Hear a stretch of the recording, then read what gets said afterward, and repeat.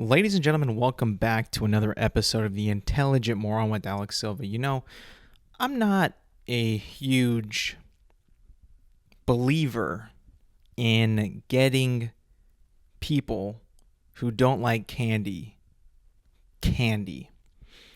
Whether it be like a box of chocolates, maybe like a Valentine's present, Christmas stocking stuffer, anything like that, where like you can show thanks, appreciation, love by giving somebody a sweet treat like candy.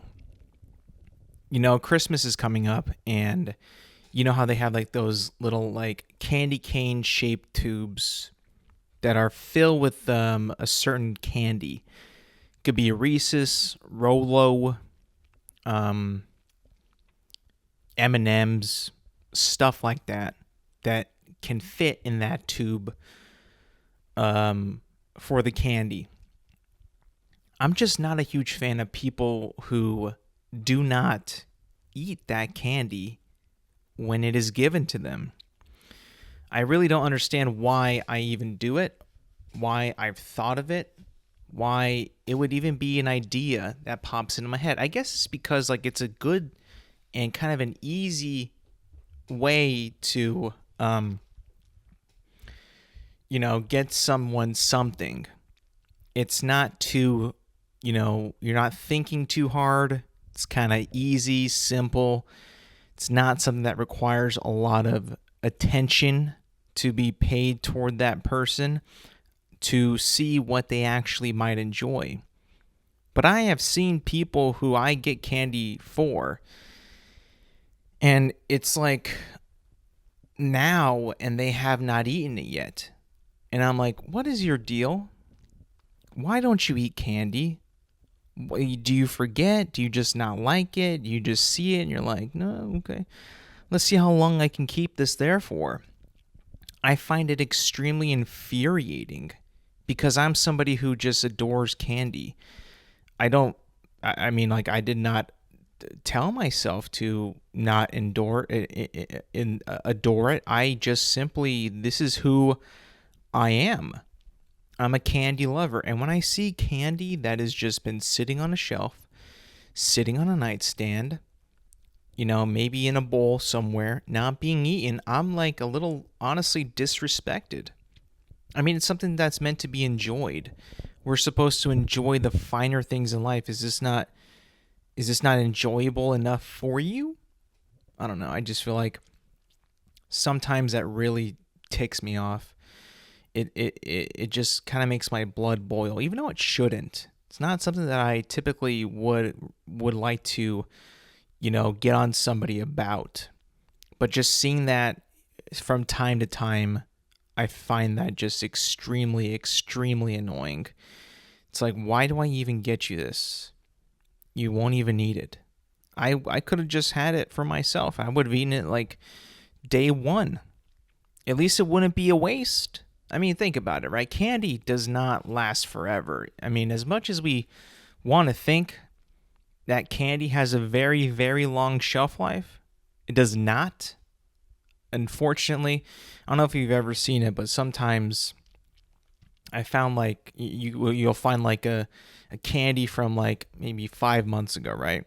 And the wrapper's still not open, sealed tight. No way of anybody actually, getting into it, but you'll peel off the wrapper. Let's say it's like a Snickers bar. And you'll see that it's like kind of like got this white, substance, not really substance, but the chocolate is kind of turning white. Now, I'm not a scientist, I'm not a food expert, but I'm like, I don't think that that's what's supposed to happen. It's like, something that's like, I guess it's like a natural occurrence, but the chocolate becomes white. It's like the reverse Michael Jackson. Or actually, it is Michael Jackson. But, not on purpose. It's natural. It's just like, boom. It's just happening. I don't understand why that happens, but I would imagine it's not a good thing. I would imagine it's something that it's not supposed to happen and does not, is not very inviting. And it would not want you probably should not consume it at that point. Now, me personally, I don't really eat anything that's past an expiration date. I keep kind of forgetting, like, all the food that we do buy though has expiration dates, and like some items I just kind of like, I'm very lenient with that, and I probably shouldn't be. Like milk, for instance. One time I had milk from a gallon jug, right? That was like maybe 5 days past the expiration date. And I had the milk, and I don't just like drink it. I always take a whiff and make sure it smells good, make sure it's not like chunky, and then I'll have a glass of milk, or maybe pour it in my cereal, right? It was fine. But like, I probably should not have had that because the expiration date was well expired, right? That's something that I think that, these the FDA and the manufacturing companies for this milk is like, hey, we got to make sure that the public is aware that this date is the last day that they can consume this gallon of milk. After that, no more. You got to throw it out. But like, what if you want milk now and you haven't gotten milk, like a fresh milk, and it's still there and you're like, dang it, I don't got any more milk in the back, nowhere else. And you check the date, you're like, it looks all right, but let me take a whiff. And then you smell it and you're like, this smells perfect. I'm going to eat it or drink it. Same with bread. To me, bread is much more lenient and not as much, it's more visual than scent, in my opinion. If I don't see a single piece of mold, or it's not drying out, or it seems fine, I'm going to eat it. I really have had no issues with eating bread past an expiration date. Nothing's happened to me that I've been like, well, I'm never doing that again. That to me is something that I can no longer ever take a gamble on again. Trust me, I've had a lot of bread in my life. I love bread. Bread is tremendous. Sandwiches, toast, you name it. I love it, right? I never had any issue with bread that was expired, except if it had mold, of course. If it had mold, there's no way in heck I'm even going to touch it. Just not going to happen. Same with cheese. Cheese, the expiration date is well ahead in the future. That's if it's unsealed. If it's still in the packaging, that is what it's going by. Once you break that seal, once you cut the cheese, once you start cutting that block, it's all, up to God at that point. At that point, there's no way of determining how long you can make that cheese last. It won't even get to that expiration date. Unless it's like pre-shredded packaged cheese, that can kind of last you a while just because they spray it with some crap that is supposed to preserve it, which I'm not a huge fan of that kind of cheese anyway. I enjoy and I prefer just block cheese, just shredding it by hand. It's the best. It tastes better. It's not like dusty. It doesn't taste as processed. In my opinion, it just is better. And with food in particular, like with taste, I'm like, yeah, I'm just going for taste, and I could care less if it's already pre-shredded. I don't care. I wouldn't want it, And with cheese, it's like if there is mold, I'll just cut the mold off and eat the part that's not moldy. Because cheese is technically milk that's already gone bad. It's just like not like totally bad yet. And I've also heard I haven't had it like recently. In fact, I don't even know if I've actually had it, but maybe I have. Blue cheese is just really moldy cheese, right? So technically we can eat kind of like moldy cheese in a way. We don't normally. It's unappealing. It's unappetizing. But I think you can eat it. Something that doesn't really, I guess, bother some people with consuming blue cheese. I guess others, they could. I've never really had it, to be honest. Like I said, I would like to try it though. I wonder if it's actually good or is it as bad as they say. I have no idea if it's good or not. I would imagine it'd be okay. I'd imagine like it's sort of flavorful because there's no way that a lot of people can like that and it be that bad. But then again, I like sardines. A lot of people don't like sardines, but I think that they're delicious. I love deviled eggs. A lot of people don't like deviled eggs. I guess it's a taste thing. It's an acquired taste. My taste palette has gotten more and more sophisticated as I've gotten older. And I will say that is probably one of the better things about getting older is that you acquire a more sophisticated and mature taste, which I like. I enjoy things that I didn't like before. Horseradish is not as bad to me as it once was. The first time I had horseradish, I wanted to vomit. And you guys know me, I don't vomit. What I mean by that is, it's been a while since I've told this story, but one time when I was in high school, I ate some Cheeto Puffs after school, regular Cheeto Puffs, right? And it got me, I don't know if it was that got me sick, but what I might have had for lunch, but I don't really remember exactly what I had for lunch that day in high school. Last thing I did end up eating was the Cheeto Puffs. And they made me so sick, man. Either that or what I had before. But I had the stomach bug for like 3 days. Stomach bug, stomach flu, whatever you want to call it. I had that for 3 full days. And it was terrible. I could not eat anything good. Anything really solid. I was in bed. I was drained. Fatigue. Weak. Couldn't do a thing. It was one of the worst periods of my life. So far, since then, I was like, you know what? I'm not going to throw up ever again. And I have probably thrown up at least maybe 4 or 5 times since taking that oath and that vow never to throw up again. Now, I have failed 4 or 5 times, but I will say, since that dreadful, dreadful day, I'll say it was probably back in 2010, only throwing up about 5 times in that span, in that many years, I've done pretty well. Now, not perfect, and nobody's perfect, right? But I'm pretty good.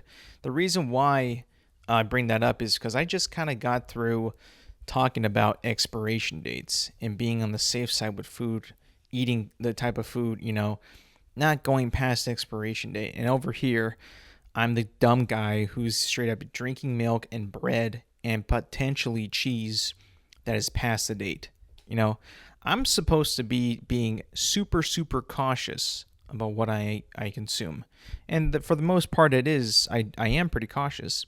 A lot of people tend to get sick, stomach-wise from like restaurants, fast food places, maybe someone else is cooking. I don't really do all that too much. I don't really go to fast food.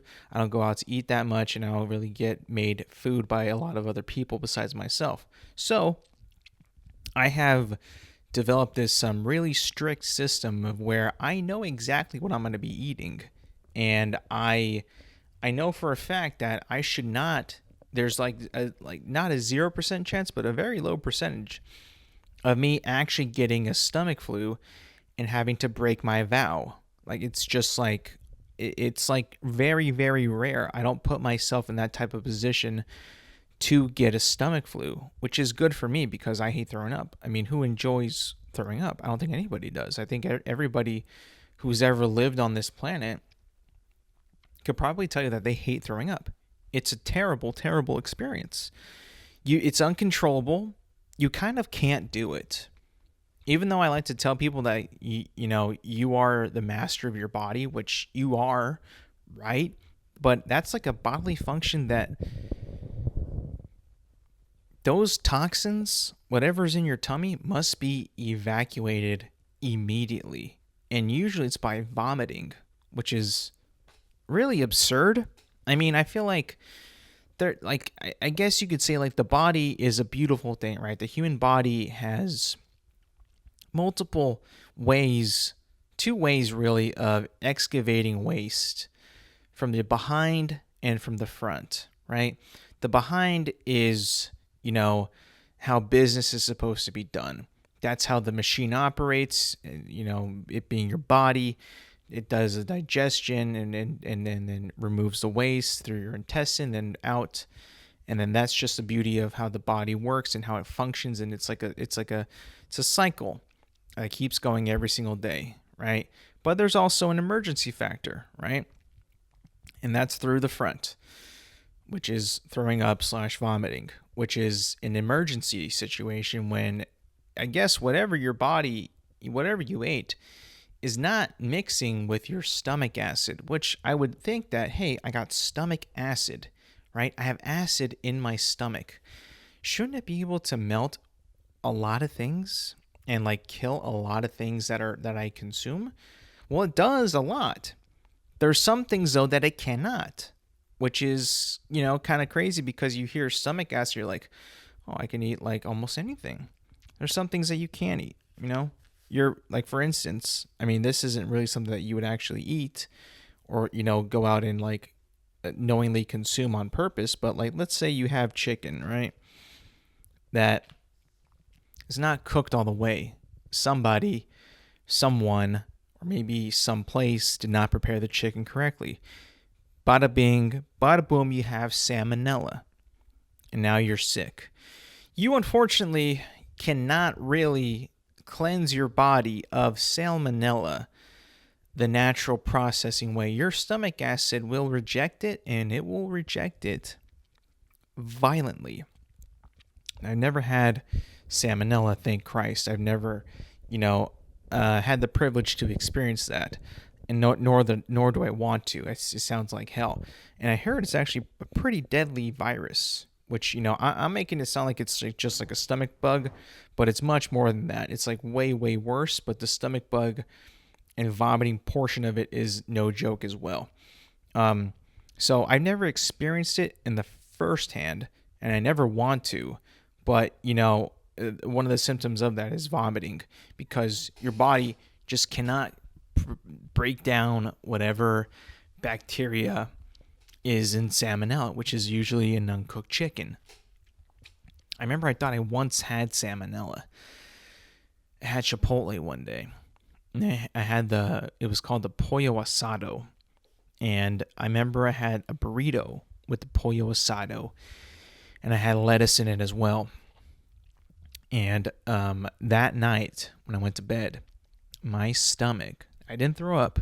I won that battle. But my stomach was in so much pain. I mean, bubbling, gurgling, cramping, like in pain. I was actually wincing in pain because of my stomach. I had never experienced something like that in my life. I was like, what in the heck is going on? This is not good. And when you're feeling that kind of ill and you're like in bed and you're like, you got to go to bed because you got to get up early the next day. It was like that situation. And I tried to force myself to go to sleep. I just could not do it. And then it was taking me forever to fall asleep. And eventually, I did end up falling asleep. And I woke up. And it felt a lot better. So I don't know what the heck that was. It wasn't salmonella. There's no way. But whatever I had, I was able to fight it off and wake up victorious. Isn't that awesome? When your body actually does what it's supposed to do on its own. I love that so much. Like my body actually fought off whatever the heck was plaguing inside of my stomach, and it came out victorious. A winner. As it should be. As we drew it up. As it always should be. Listen, I'm a huge guy that loves winning. I love winning. Winning to me is something that I always strive for. I don't like losing. I don't think anybody does, but I really, really don't like losing. And whenever I get sick, whenever my body falls ill, I take that as a loss. And I get a little disrespected because it's like, what the heck? I am better than this. And it's like, it's not even something that's always super major with me that gets me feeling sick. It's usually the sniffles, the common cold. maybe a little bit of a sinus infection, which is a little bit more severe, let's be honest, but like nothing really too bad that gets me down, right? That takes me out. Usually I can bounce back pretty quickly, but when I do first initially get sick, I'm pretty dang furious. I'm not going to lie. I'm like, really? I got sick from that? I was exposed to that person a week ago and now I'm sick? Like, what? First of all, why the delay? Why? What happens? What's occurring? Is it just in there and it's like, I'm not going to attack you. I'm just going to get nestled in here. And then when I'm good and ready, I'm going to jump and pounce on his immune system. Is that what it really is going on? Is that truly how it works? I feel like sometimes that is how it works. I wish it wasn't. I wish the minute I was in contact with somebody who was sick, I just got sick right then and there. Then it could start the process. Don't wait inside of my body and just kind of sit there and wait till I'm weak, you baby. I mean, that's the thing with like, if we're talking like sicknesses, bacteria, viruses, is they're kind of weak. You know, I mean, like they only really like pounce on your immune system when you're a little like drained. You know, they always wait for the good moment to strike when you're at your weakest. You know, let's say like you had a kind of a long day at work, maybe not a whole lot of sleep, you decide to go work out, you're very tired, then it'll be like, all right, time to go, like zoom, and pounce on your immune system, and you're like, whoa. You wake up the next day like, I didn't feel any of that an hour ago. A few hours ago, I felt like none of that. What's going on? Like that to me is like one of the biggest like disappointments you can go through on a day-to-day basis, just in your average normal day-to-day life. In my opinion, honestly, I don't know like if anybody else feels that way. If anybody's like, yeah, I was feeling fantastic a week ago, and you know, the person that I had talked to last week, yeah, they were sick, and now I have what they got, but it was like a week ago. Like, why would that? I mean, I don't know. You know what's kind of interesting though? Maybe this movie kind of had a little bit more going for it than initially thought it did, or initially what we thought it did. You guys remember that movie, Osmosis Jones? It's about a white blood cell and a pill who live in this man's body, played by Bill Murray. The white blood cell's name is Osmosis Jones, and I believe it's played by, I want to say Chris Rock. I think it's Chris Rock. Maybe Chris Rock or Chris Tucker. Let me actually look it up. I think it's Chris Rock though. But it's a kids movie. It's a cartoon movie. It came out in like maybe, I want to say like maybe 2000, maybe. Let me see. I just want to look it up just so I'm, 2001 actually. So it does star Chris Rock and Lawrence Fishburne. Lawrence Fishburne plays Thrax, who is the pill. And it's so it's a listen to this. This is the synopsis on IMDb. A policeman white blood cell, with the help of a cold pill, must stop a deadly virus from destroying Frank, the person they live in. Very interesting premise. Very cool. Very something that's not really done at all today, right? So it's like a buddy cop movie with a pill and a white blood cell. Interesting premise, but that movie kind of in a funny and creative and not so serious way kind of breaks it down how they tackle sicknesses in someone's body. It's quite entertaining, sort of informative, maybe a bit kind of educational, maybe not the most educational thing to show somebody, but like regardless, it's pretty entertaining.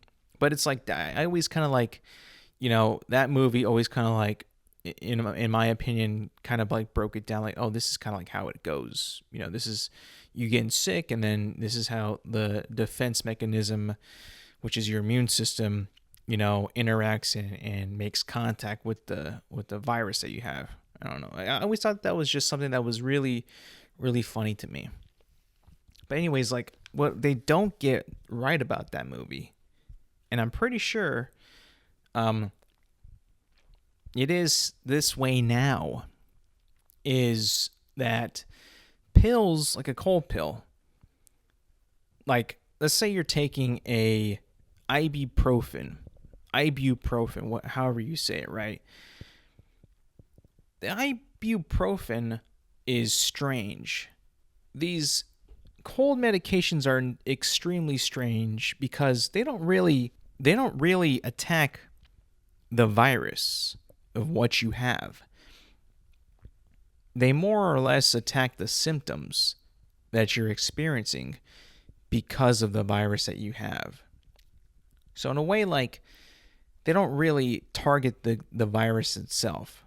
They target the symptoms, and it's kind of weird. It's like they kind of hack your brain and like turn off a sensor so you don't feel the achiness, or you don't really feel the fever as much, or they fever reducing pills, which I don't even know how that works. I mean, I'm no scientist. I'm not a pharmacist. I'm not a doctor, but it is kind of strange how that's how they work. Like, if I'm aching, right? If I got a flu and I'm like aching, legs, arms, back, everything, I'm just aching, and I take an ibuprofen or a Tylenol, Advil, Aleve, whatever it is, and then within an hour, maybe even less nowadays, I have like no pain or very, very little. It's like, whoa, where did the pain go? Am I cured? And like you wait kind of like 6 hours later, and then it returns. And it's like, whoa, what happened? I always thought when I was younger, like those pills actually cured the sickness. They didn't. They just offset your symptoms. Very strange. I don't even know how we even got there. Like, if you actually think about it, with in terms of like medicine development and medicine studies, like there's a lot of stuff that went down to crack that code to make sure that that medicine actually did its job, which for the most part it does. Modern medicine is crazy. Modern medicine is really, really cool when you think about it.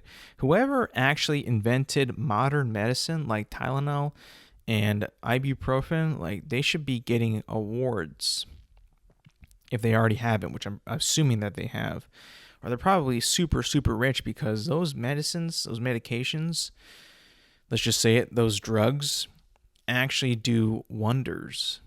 They do like crazy, crazy, crazy things, which I mean, I guess is a cool thing to do, but it's like you also got to make sure that you don't take too much of them because that'll be a bad thing. A very, very, very bad thing. I'm not somebody who likes to take medicine all that much either. Like if I was to get sick, the only one I really, really take is like Dayquil or NyQuil. I don't really take anything else really.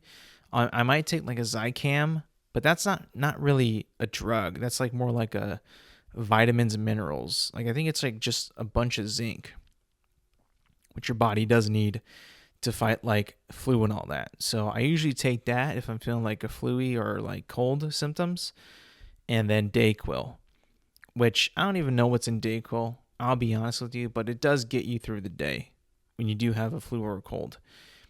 It works tremendously. And whoever made that, they should get a prize as well. And now, I didn't even know this was a thing until about a month ago. I was watching TV, and I saw a commercial called Painquil, a new variant of the Quill family. You got Dayquil, NyQuil, and now Painquil. Never heard of it. It's like a kind of like a red syrup, because Dayquil's orange and NyQuil's like purple or blue, and Painquil is red. It's really interesting. So what is that for, really? Is that just for like now, like, are you sick at that point? Maybe you're just sore. Maybe you have like, maybe throughout your back. Like, what is that necessarily for? I don't really know or take a lot of medicine, so I'm like I'm not a person to actually follow up and read what Painquil is specifically for. I can imagine it's for that. I mean, shoot. I'm not even the type of guy who likes to take the syrup medicine in the first place anyway. I've kind of grown out of that. When you're younger, you take the syrup one, even though it tastes terrible. You don't want to take it at all. For some reason, that is easier than swallowing a pill. I remember like it took me a while to get to the point where I could swallow a pill. Um, it just would not click into my brain that, hey, just swallow this. Like I would always want to chew it. Or it would be like awkward for me to actually just swallow it with some water. I remember I had to like work my way up to it. I had like a M&M, like a regular chocolate M&M that I had. I would practice with the M&Ms. I moved on to a Skittle. And finally, I got to the pill. I can't remember which pill was my first pill that I actually was able to swallow. It might have been Dramamine. Because when I was younger, I used to get a ton of car sick. Car sick a lot. Now I don't, thank God. But back then I did. And then eventually I kept my swallowing my pills. I was getting stronger and stronger and stronger. They get some big pills out there. The really big ones. I remember Dayquil and NyQuil. Like they got some big jelly pills that are gigantic. They're supposed to last like 12 hours. Then there's an itty bitty one, Claritin. Itty bitty for allergies. That's like really, really small. And that lasts for 24 hours. So like I don't even know what exactly is in why the Dayquil one is so gigantic, but the Claritin is like a little itty baby one. I don't get it. I mean, then again, allergies and actual sickness are two completely different things. Like they're not even close or remotely. Like you should not be treating a cold or the flu with allergy medication. It won't work. It will not work at all. Same with if you have allergies, you should not be taking Dayquil. That's not what it's for. It's just something that I just always kind of thought that was a wonder. Modern medicine is a wonder. What I don't really understand though, it's kind of like medicine. It's part of medicine, but I never really understood it, and I tried my hardest to be a part of this because a lot of people do this. It's like a regular day thing, a regular day process, regular day, step to just beginning their day. I never really understood moisturizing. Never really did. Moisturizing to me is in a very, very pampered and I guess like time consuming, and when you do it, it's like you're all slippery, you're all slidey, and I don't really like that feeling when you start to moisturize. I was never a big one. I remember my mom would always want us to put lotion on our arms and on our legs and knees and elbows and all that. And I just never really liked it. And now as an adult, I still don't like it that much. And honestly, like I don't really get it. I get dry skin a lot. Mainly on my hands. Like I get a lot of dry skin. I'll be honest. But I don't really care that my hands are dry. I don't care that my arms are like are not very smooth or like, not as silky as they possibly could be. I don't really care for that. It's not like it's something that is going to prevent me from having a good day. And I don't really understand like the true benefits of like everyday moisturizer. It doesn't really make any sense to me. Is it if it's truly for like preventing wrinkles, I don't even think that's even really possible. I don't think that wrinkles can be stopped with a cream. I think with wrinkles, like you need to get like injections in the area where you are getting wrinkles to stop it. I doubt any kind of cream or lotion could actually cure that. So I don't think, I think the main selling point of that when it was first coming out was for wrinkles.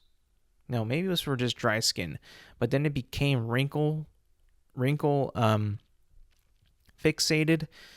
But now I don't think that Aveeno is going to prevent wrinkles. I mean, let's just be honest. I just don't think that that's possible. Um, so it was never something that actually clicked to me. I never really understood why I would have to moisturize every single day. I just didn't like the way that it felt. And I was always in the camp of like, and this is going to sound really dumb, and this is dumb man speak coming right now. But I was like, I take a shower. I get wet every morning from a shower. Water is wet. Water is moisture. Tell me again why I need to put lotion on. Like, I just didn't understand. I had no idea. I was like blinded, you know? The one area where I'm like, I need to put this on for moisturizing purposes is my lips. I mean, I think for me, chapped lips is a really, really annoying thing to happen to you, and it's like almost unavoidable. It's at least it's not unavoidable. It's almost like you cannot just ignore it. For me, at least, I can't ignore when my lips are chapped. I can lick them all I want. It doesn't work. It just doesn't work. I need chapstick. I need it. People were used to say back that chapstick was like a placebo effect. Like it didn't actually work. And there was some like in me, like I looked at it and I'm like, is this person right? Is this true? Is it really a placebo effect? Do we just do it because we think that it works and it actually does not work? And then I was like, no, I actually do need it. Now, I don't know if the chapstick is designed in a way for it to work, but only work for a short period of time. So you got to keep buying it. I feel like a lot of things are like that, especially in the United States. Like if you actually look at every single thing that we buy here, everything that's even on a shelf at a grocery store or any type of store, right? Usually, if you can consume it, apply it to yourself, it's got like an expiration date on there. It's got a shelf life, you know? And sometimes whatever you might be getting requires more applying throughout the day in a specific throughout like a specific period of time after so many hours, right? It is required for you to apply this or to take this multiple times a day for it to work. Like medication. Some medications, depending what they are, they vary. I've seen some where it says take every 8 hours, every 12, all the way as low as 4 hours a day. It's like, if you have symptoms every 4 hours throughout a day, take as, instructed. So if this pill lasts for 4 hours, then you got to take that pill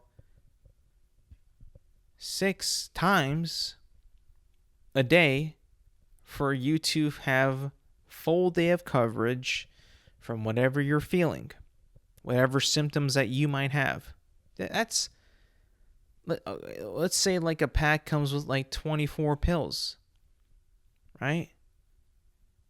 No, let's say it comes with like 18. That's only 3 days. That is only 3 days of coverage from whatever you might have. Now, that might be enough, but could you imagine that? Just having to pop a pill in every 4 hours to just feel okay? No wonder there's a huge drug problem in this country. Everything is made in a way where it's like you can get by with this, but you might need more. You might need to buy some more. Like, I just don't think that that's good. It's kind of sleazeball-y, you know? It's kind of like doing the bare minimum. And it really does suck. I just feel like a lot of things out there, the value of it has diminished quite a bit. Where I've noticed it a lot in diminishing value is any type of drink that you can buy at a fast food place or even at like a coffee shop, like a Starbucks. For one, any fast food place that you go to, any drink is unjustifiable. I mean, we're talking like drinks that are like, sometimes good, sometimes not good in terms of like, is it have enough syrup, to the price. I mean, like, just look at like a drink that you can get at like Jack in the Box. Just a regular drink is like $4. That's unbelievable. That value, there is just no value in that whatsoever. That's like a regular size drink. There is no value at all in that drink.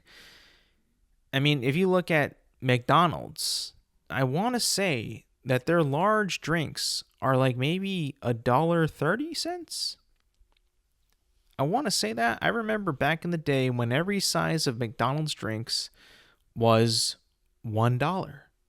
If you guys remember that, you were an OG. You remember how good we used to have it. That was a prime time to be alive. When McDonald's had $1 drinks. That was the best.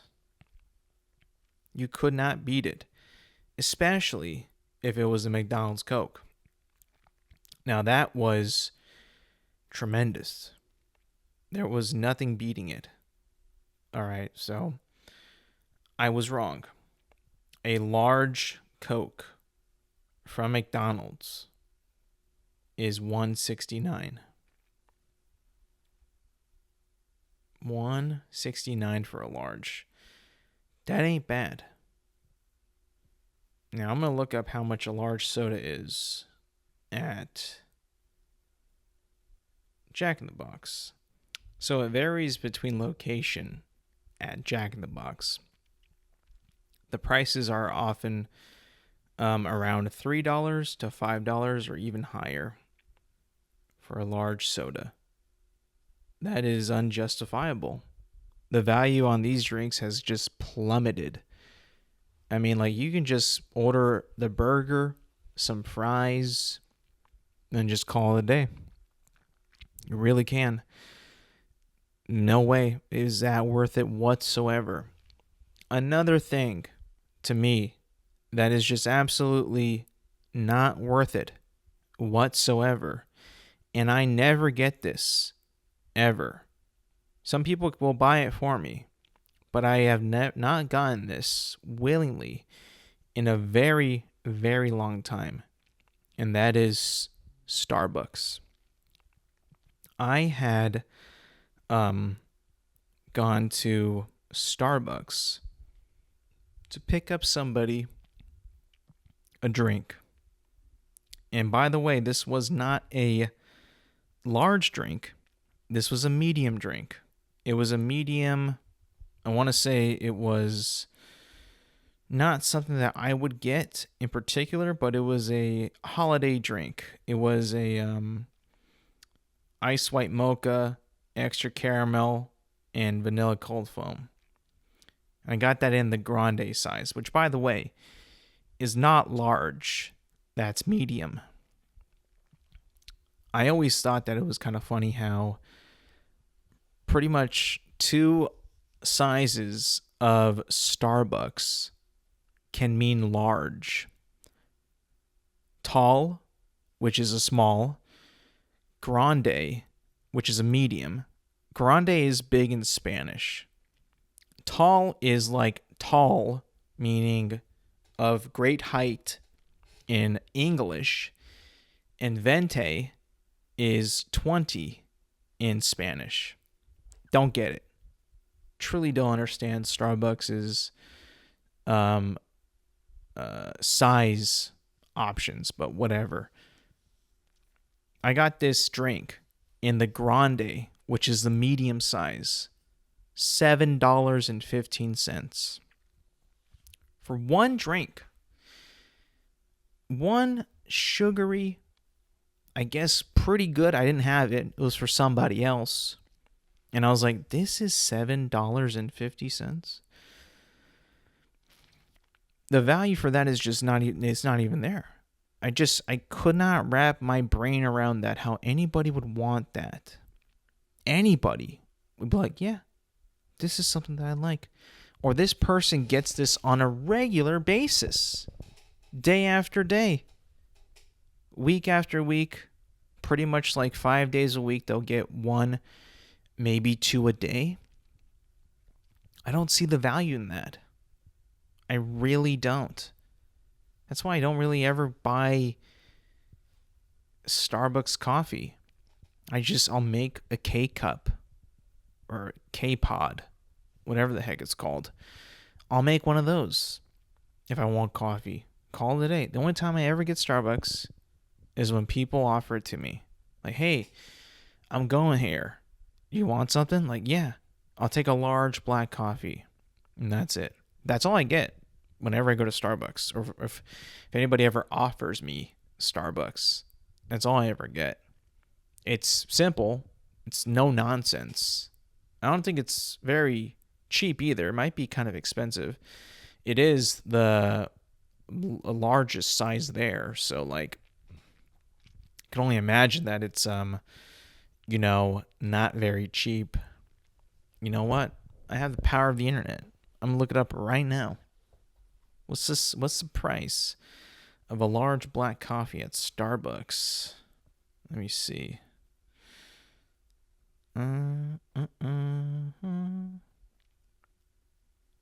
Just a regular coffee from Starbucks. How much you guys want to guess what it could be? I'm thinking it might be something like $5. There's no way that it could be that much. Absolutely not. Can I just order something? Jesus. All right, here we go. Iced coffee. Just one. Venti. Add to order. And this is on the app, by the way. So, to each his own. So in my cart, I'm not going to hit buy. But this is apparently $5.25. Don't get it. I don't know why, but it is. Again, no value whatsoever. I don't get it. I truly don't. How are they getting away with this? How could they possibly be getting away with this? And I could go to a store and buy like a gigantic, well, not gigantic, but a big container's worth of their Starbucks iced coffee, and that's like $7. I don't get it. How the heck is this even allowed? How could this be allowed? If this doesn't piss you off, I don't know what will or what does. Honestly, not a lot really makes me angry. A pretty chill guy. What actually makes me happy, though, is when my sports teams win. And I can happily report to you that this week that the Rams had beaten the 49ers on Sunday. It was a big game. It was a really big game. That first game we threw away. We could have won it. We had it in our hands. We made a bad call. This game, far from that. Much better performance. Second half wasn't as sharp as the first half, but we came out with the win. Pretty, easy, not easy win. I wouldn't say easy, but it wasn't very much in contention for that long. There was a couple times when the 49ers were in like one score from us, so it was a little stressful at those points. But for the most part, it was a pretty easy win. We won 42-26. Pretty good. I mean, you can't really ask for much more than that. A handed win, won handedly. No real issues. Those are my favorite types of wins. I get it. Theatrics of like, a last minute scoring drive, last minute field goal. I get the dramatics of that and the tension, but honestly, if I'm being like dead honest, like I would much rather, of me being a fan of one of the teams, I would much rather win in a landslide than it be close, just because it's easier for my heart. It's easier for my emotions to watch a win like that. Now, when it's a loss, it's not. It's actually completely the opposite. It's just full of pain. But in a way, a close loss, like the one that we had in our first meetup with the 49ers, that one hurt me more because we were just right there. We got in the way of ourselves. Could have won that game. Could have had a better record in the end. Didn't happen, right? This one I like. This one I enjoyed. The first half was electric. Second half, defensively, not as good.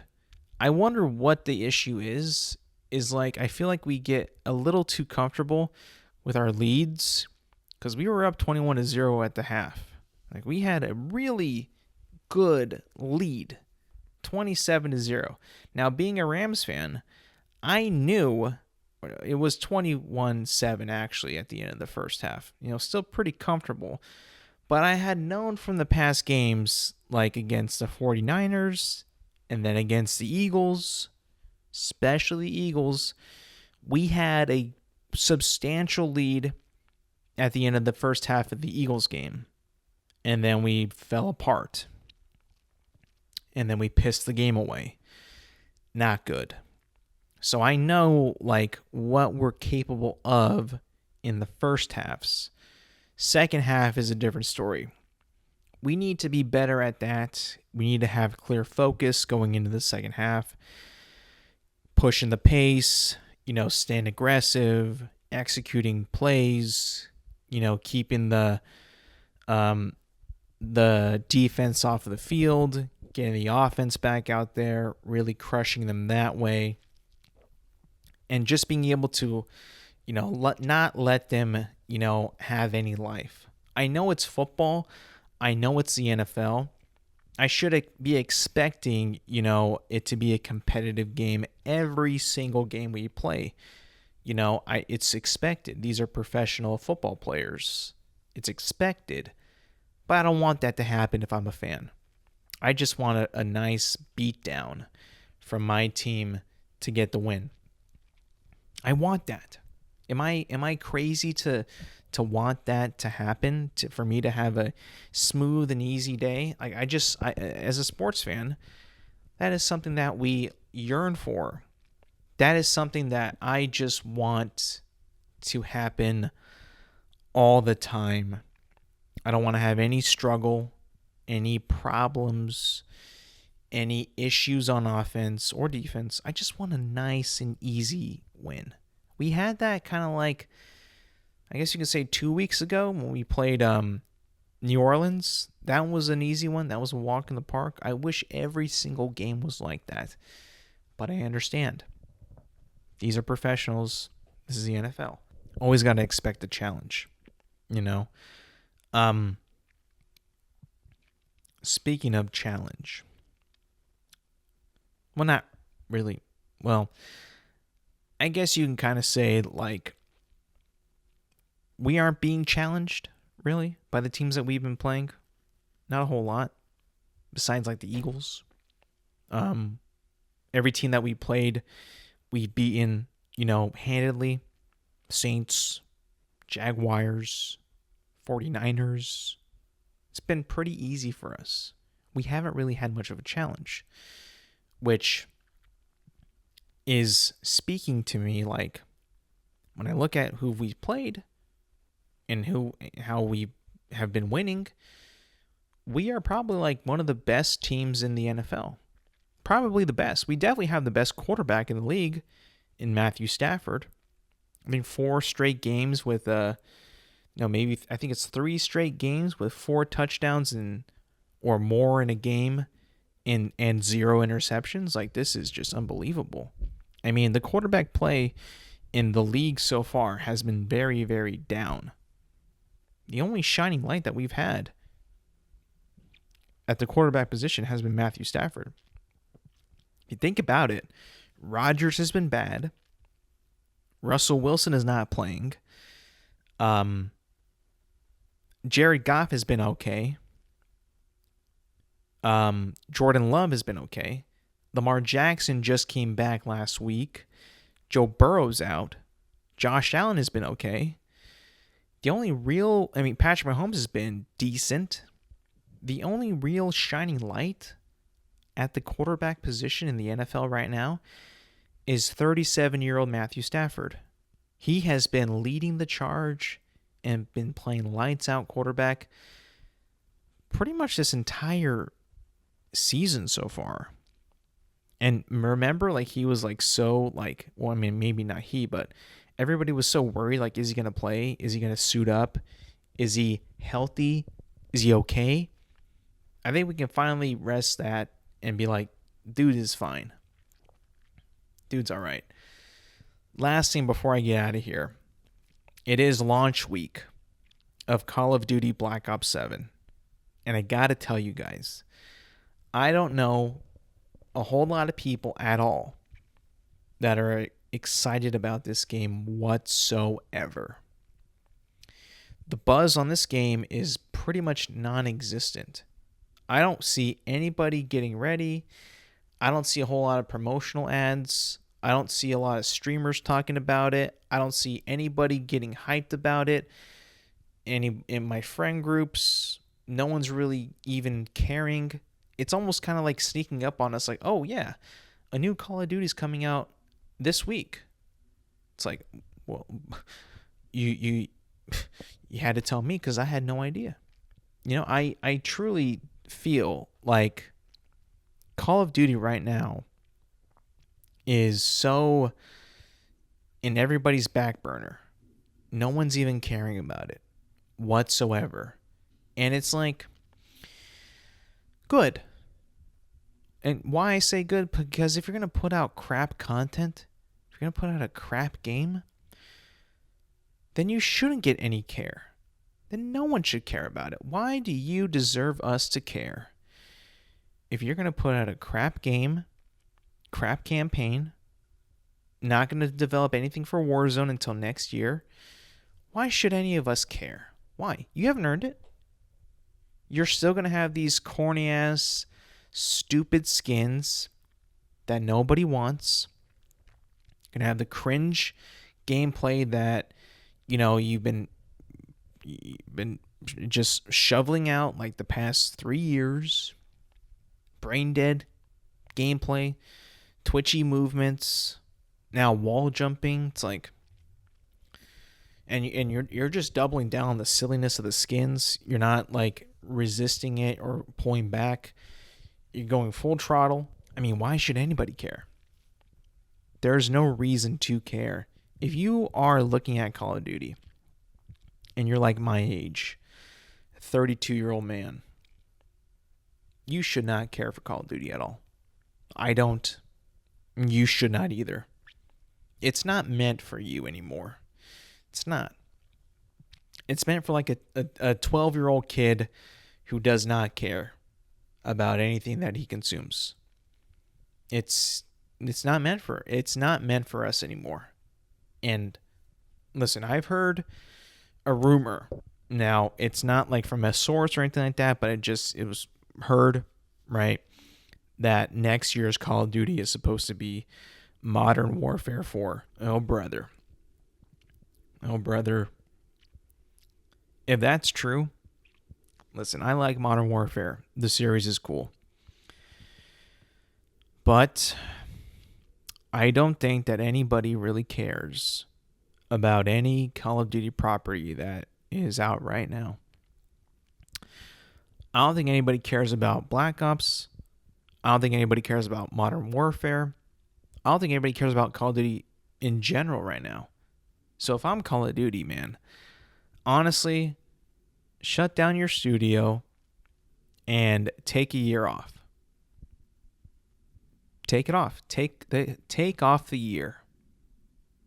Go on sabbatical. Take a year's worth of vacation. Just take the year off. No one cares. Once you release Black Ops 7, disappear.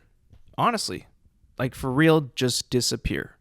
Like that rumor that's going to be Modern Warfare 4, it's like, wow. Like what else you got? What do you got? You can't be serious. You got to have something else. Anything, something. What are we doing? Enough is enough, I think. But then again, it might just be me. It might just be my generation where I'm just like, really? Bye. Honestly, I just say take the year off. Regroup. Retool. Re-idea things. Take the year off. And then come back and be like, okay, now we're going to put in the brand new Call of Duty into production. The Call of Duty of the future. Because let's be honest with you, these past 3 installments have just felt like they're just kind of stalling. Just putting something out just so we can just make money. Which it works. I mean, it does work. But there's no innovation. There's no goal. There's no creativity. There's no new technology. There's nothing. It's just a whole lot of emptiness. And then I'm just like, yeah, you did not earn this. That's probably why it's on Game Pass, if I'm being honest with you. That's probably why like these are all now on Game Pass, because Treyarch and Activision know that little to no effort was put into these games at all. At least that's what I think. Anyways, that's going to be it for me today, people. Thank you for listening. Thank you for watching. Remember, you can find this podcast on Apple Podcasts, Spotify, and YouTube at Intelligent Moron with Alex Silva. New episodes drop every Thursday morning. Make sure to like, subscribe, rate, review, and do all that good stuff. And yes, thank you for listening. Thank you for watching. And I will see you guys next week.